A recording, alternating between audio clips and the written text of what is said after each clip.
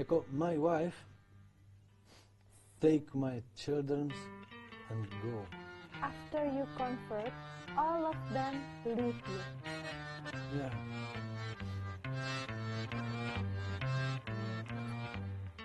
Alhamdulillah. Why?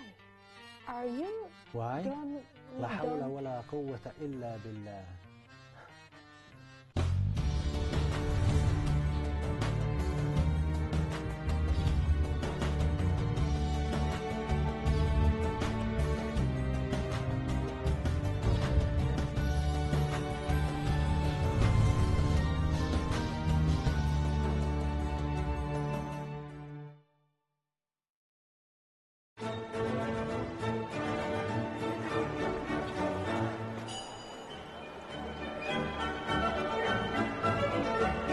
Ceko, permata di Eropa Timur ini memang tidak ada habisnya untuk diceritakan.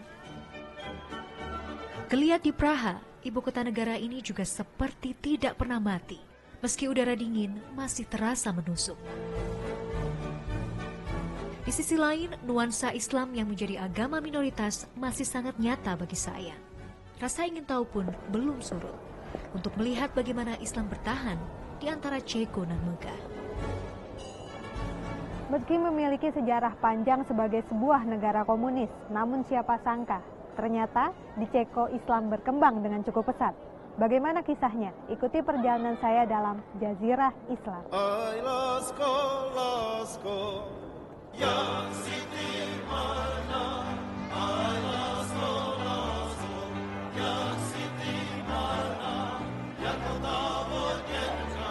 Komunis memang tidak bisa dilepaskan dari sejarah panjang Ceko. Pada masa keemasannya, para penguasa komunis melarang warga Ceko untuk melakukan kegiatan peribadatan. Meski akhirnya Ceko lepas dari belenggu komunis, namun rasa tidak percaya terhadap Tuhan masih membekas hingga saat ini. Dan pemikiran soal ketuhanan pun dianggap sebagai hal yang purba.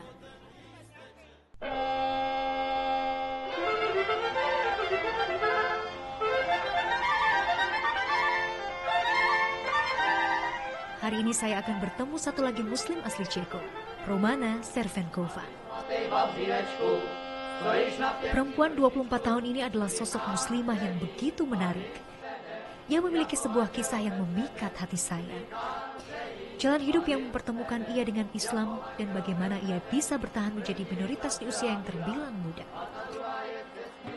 So actually, how was your life before you convert to Islam? Chaotic. Yeah, as I told you before, my life was like roller coaster. Oh yeah. And all the problems I solved mostly with alcohol. Setelah mengenal Islam, Romana merasakan hidupnya jauh lebih tenang dan sehat. Ia tidak lagi butuh untuk datang ke sebuah klub, mencari teman dan meminum alkohol untuk sekedar mencari ketenangan dan melupakan semua permasalahan. Baginya berdoa dan membaca Al-Quran adalah obat untuk segala permasalahan. Tak perlu mengatur janji dan mencari waktu. Setiap saat Allah Subhanahu wa Ta'ala selalu membuka pintu bagi umatnya yang ingin berserah diri. Romana juga sangat kagum dengan sosok istri pertama Rasulullah, yaitu Siti Khadijah. Dalam sudut pandang Romana, Siti Khadijah adalah perempuan yang sangat agung dengan segala kemuliaan pemikiran serta perilakunya.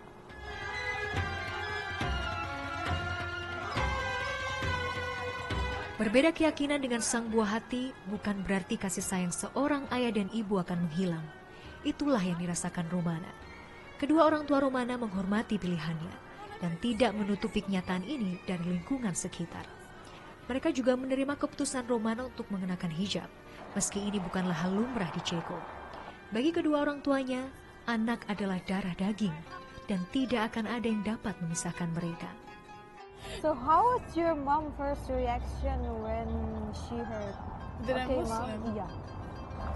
The problem, I'm quite modern human, so they get it from Facebook. But when I come home, tell me, did you change your religion? How you know? From Facebook. I think my parents tolerate everything, like except some big troubles if I go steal something or I kill someone, because this is my thing. And of course, first they were shocked because till the time they imagined terrorists, yeah. But the only thing is good now, and I feel from my parents it's very good.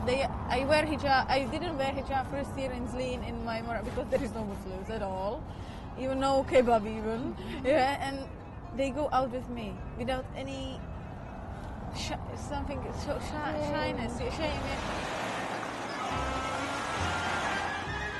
Selain kedua orang tua, suami yang kini tinggal di Inggris adalah orang yang juga sangat berperan dalam keislaman Romana. Kebahagiaan Romana kini begitu nyata, tak lagi fana dan penuh unsur duniawi. Hanya satu doa Romana, untuk tetap ada di jalan yang diridhoi oleh Allah Subhanahu wa Ta'ala. Amin ya Robbal Alamin.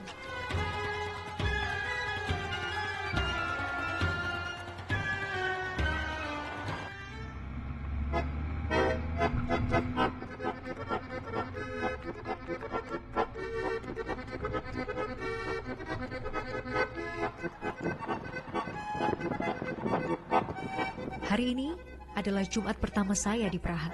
Saya ingin melihat bagaimana Muslim Praha menjalankan kewajiban sholat Jumat. Dan Masjid Černý most yang terletak di pinggiran kota menjadi tujuan saya.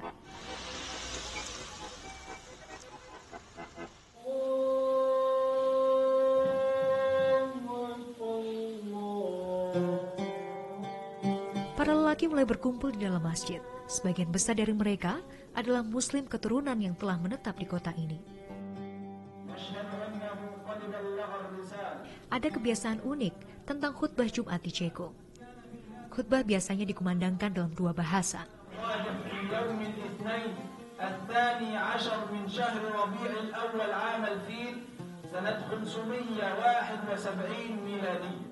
Setelah khutbah pertama dalam bahasa Arab, kemudian dilanjutkan dalam bahasa Ceko. Dan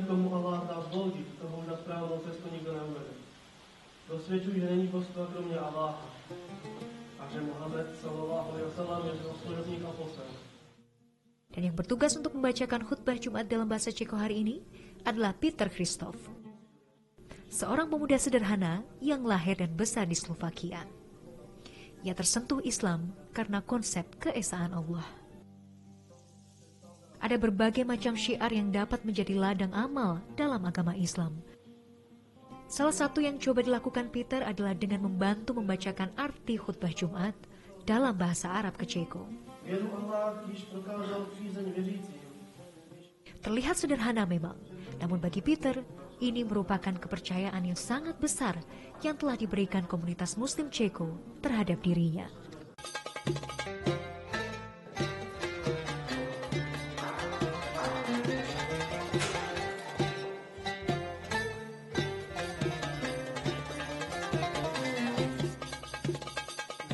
Pengalaman pertama Peter Christoph mengenal Islam adalah melalui sang kakak yang terlebih dahulu memeluk Islam.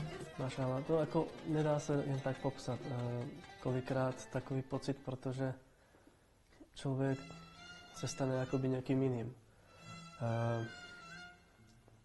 Zistí, že jakoby ztratil nejaký břemeno, co ho tížilo a odhodil ho a je najednou nový člověk. Po vyslovení šahády to člověk, já osobně jsem to jako nějak neprožíval. Tak hanya membantu membacakan terjemahan khutbah Jumat, Peter juga melakukan berbagai usaha untuk menyempurnakan dirinya sebagai Muslim. Salah satunya adalah belajar mengenal huruf hijaiyah meski masih terbata-bata dan malu-malu. Iqra yang dimiliki Peter adalah hadiah dari salah satu kawan Muslimnya dari Indonesia. Iqra memang sangat populer di Indonesia sebagai salah satu metode belajar cepat membaca Al-Quran sesuai kaidahnya.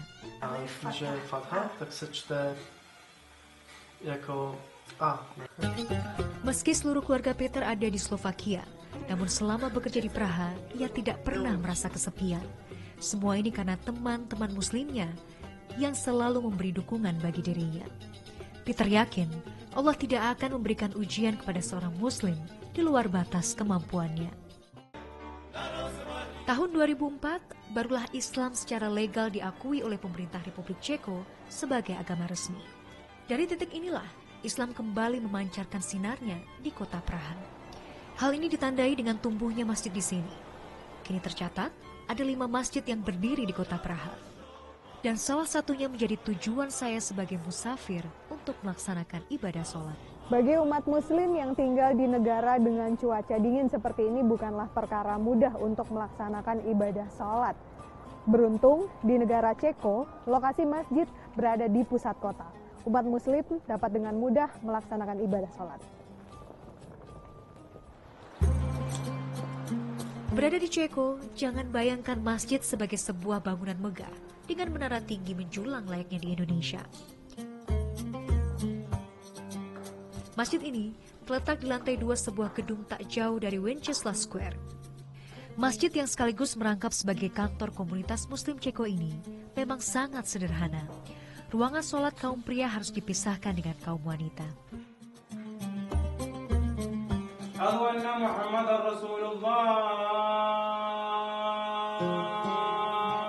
Tak lama, azan pun berkumandang. Waktu sholat pun tiba. Para jamaah mulai berdatangan. Dari sini terlihat bagaimana Muslim yang berdomisili di kota Praha sangat beragam. We here in Czechia or the Czech Republic do not have a big Muslim community. On the contrary, I think that the Muslim community in this country is the smallest and perhaps the most heterogeneous one by European standards. Langkah kaki membawa saya ke kota Brno. Saya akan bertemu seorang mualaf bernama Sulaiman.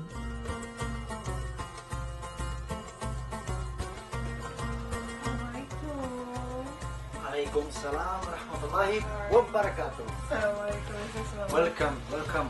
Sulaiman memiliki nama asli Mikhail Moravec. Namun setelah menjadi seorang Muslim, ia lebih memilih dipanggil dengan nama Islamnya. Yes. Kini Islam begitu dekat dengan lelaki ini secara lahir dan batin. Padahal jika ia mengingat masa lalu, ia begitu membenci agama Islam. Ia menganggap Islam sebagai agama fanatik dan berbahaya. Tapi dari kebencian inilah, Islam mengulurkan tangan untuk memeluk hati Sulaiman.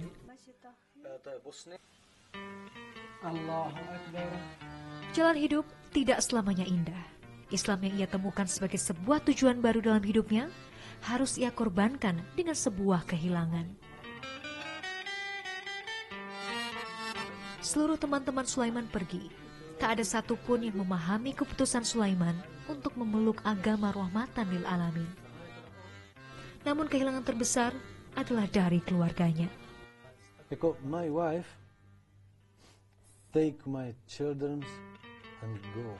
After you convert, all of them leave you. Yeah.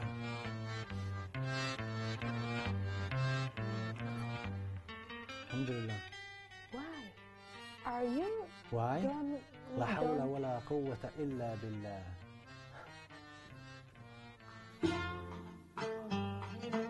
Karena rasa sayang Sulaiman yang begitu besar untuk keluarganya, ia tidak serta-merta menerima keputusan berpisah dari istrinya. Namun pihak keluarga istri Sulaiman tetap menolak keras keputusan Sulaiman untuk memeluk Islam. And after my wife speak, you are Muslim, because she know my mom and my brother convert, and she know this basic rules. And she speak me, you are Muslims, and I speak yes. And this is tornado. This is tornado. Maybe every people from this village go to me, sit with me, and speak why you convert.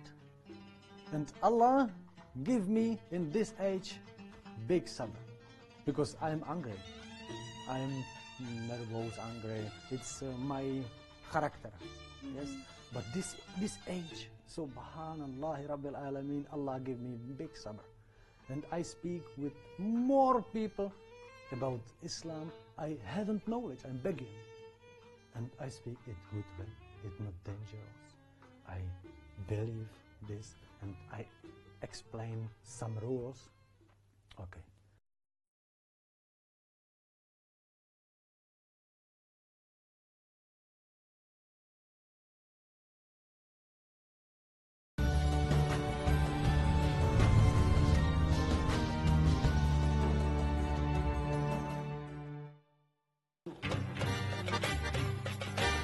Berbagai usaha dilakukan Sulaiman untuk memberikan pengertian kepada istrinya tentang Islam dari sudut pandang yang berbeda.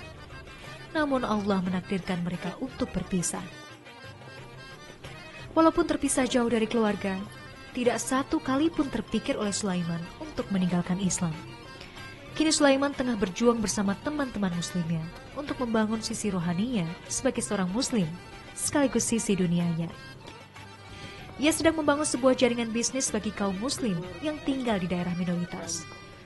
Dan hari ini Sulaiman akan menunjukkan salah satu toko halal yang pernah ditanganinya. Populasi muslim di Brno memang tidak sebesar di Praha. Itulah sebabnya untuk membangun dan menjalankan bisnis berbasis Islam tidaklah mudah. Namun Sulaiman memiliki keyakinan lain. Mengawali segala hal dengan bismillah, dan niscaya Allah akan memberi jalan terbaik untuk kaumnya. Ini adalah satu-satunya toko halal yang ada di kota Brno. Sulit untuk menjalankannya karena memang jumlah populasi muslim di kota Brno jauh lebih kecil bila dibandingkan dengan yang ada di kota Praha. Untuk menjalankan sebuah bisnis seperti ini juga sulit. Jadi Mr. Sulaiman mencoba mencari cara bagaimana menarik tidak hanya komunitas muslim datang ke toko ini, tapi juga non-muslim. Sebagai satu-satunya toko halal yang ada di kota ini, Halal Maso harus mewakili citra yang baik tentang Islam. Kebersihan, keramahan, dan variasi makanan yang dijual menjadi hal yang sangat diperhitungkan.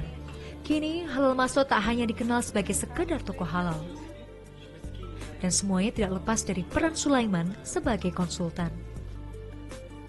Satu hal yang menarik, biasanya kalau saya datang ke toko halal selama saya berada di negara Ceko, ini hanya menemukan daging segar yang telah dipotong atau dislaughter oleh para pemotong yang beragama Islam. Jadi ini memang halal. Tapi di sini di kota Brno saya menemukan smoked beef atau daging asap. Ini adalah daging kalkun dan ini adalah daging sapi. Jadi di sini produksinya tidak hanya sebatas memotong daging halal, tapi juga mengolahnya menjadi beragam sehingga menarik customer untuk datang ke sini. Karena rata-rata pelanggannya bahkan ada yang non-muslim. Subhanallah. Salami bisa digolongkan ke dalam olahan daging sapi dengan campuran bumbu serta rempah untuk menambah aroma. Makanan ini dapat dikonsumsi tanpa dimasak karena telah matang melalui proses fermentasi dan juga pengasapan. Selain sebagai varian bahan makanan yang dijual, salami halal menjadi solusi bagi kaum muslim. Inilah David dan Caroline, salah satu pelanggan non-muslim dari toko Halal Maso. Okay, Caroline, thank you David, thank you Caroline for your statement. Jalan hidup seorang muslim tidak selamanya indah. Terkadang penuh ujian dan tantangan. Namun Allah tidak pernah memberi cobaan di luar batas kemampuan umatnya. Bagi ia yang bersabar, Allah menjanjikan surga di atas segalanya. Semoga ketabahan mereka akan selalu memberi terang bagi kehidupan Islam di Ceko.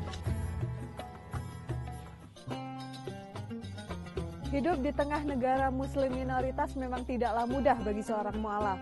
Mereka harus berjuang di tengah ujian serta cobaan setiap harinya. Semoga Muslim Ceko tetap istiqomah untuk menjaga keimanan mereka.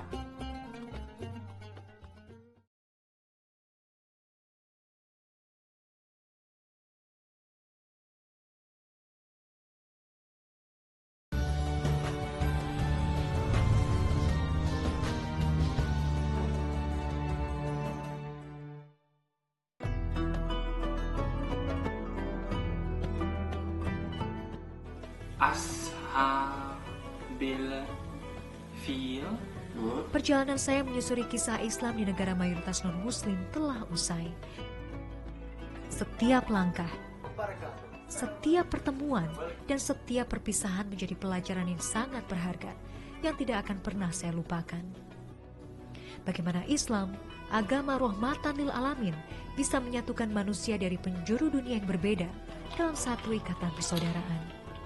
Semoga Allah selalu menerangi jalan dan memberi perlindungan kepada umat muslim di seluruh dunia.